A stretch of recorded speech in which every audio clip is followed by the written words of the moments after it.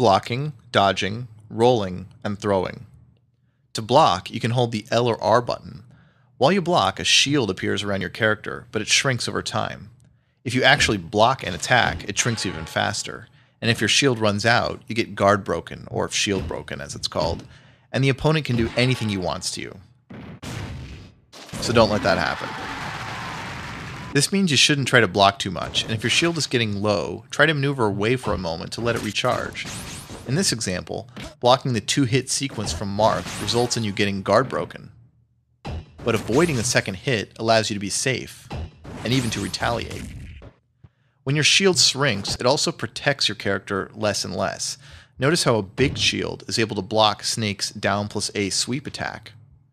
But if your shield is smaller, even though you're holding the block button, you'll still get hit by that same attack.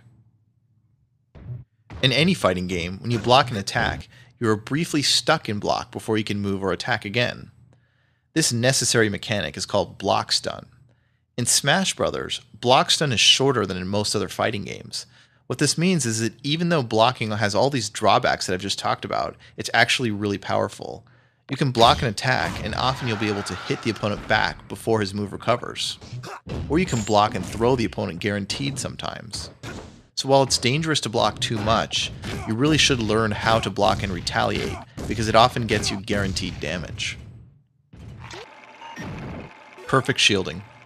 Right when you press the block button, you have a very small window of time where your shield is more powerful. If you block an attack during this time, meaning you press that block button right at the last moment before the incoming attack touches you, then we call that perfect shielding. When you perfect shield an attack, your shield doesn't get smaller like it usually would, and also you're not stuck in block stun at all, so you can retaliate immediately. And finally, you don't get pushed back by the attack. Perfect shielding is similar to parrying in other fighting games. It lets you block and then hit back if you have very good timing. Watch what happens when you try to block Donkey Kong's forward smash with a normal block. You're too far away to hit him back afterwards.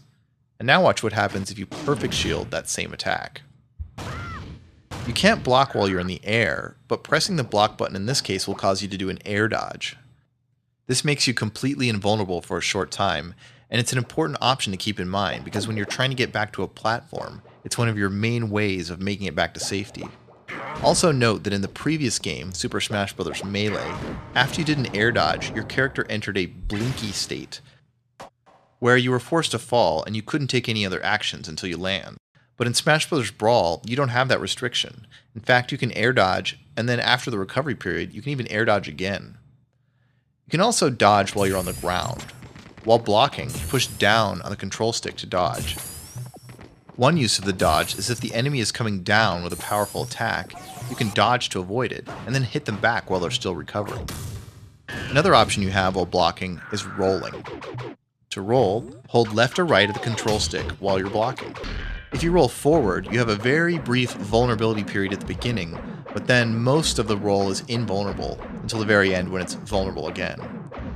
You can go through all sorts of attacks with the roll, and it lets you advance towards the enemy through projectiles or other attacks. Remember that your backwards roll starts out totally invulnerable, so it can go through Bowser's fire here at a time when a forward roll wouldn't. Throwing is our last technique from block. You can perform a throw while you're holding block and then press the A button. You can also throw by pressing the Z button, which is a little easier because it only involves one button press instead of holding the block button and the A button. Some players like to map their throw button to either X or Y also, so it keeps it within easier reach. You can throw opponents as long as they're close enough, even if they're blocking. Once a throw connects, you have 5 different ways to finish it. You can press A multiple times to pummel them, or you can push the control stick in any of the 4 cardinal directions to get 4 more different endings to your throw. Each option has its own advantages. For example, with Ness, his back throw is powerful enough that it can kill at high percentages, but most throws can't.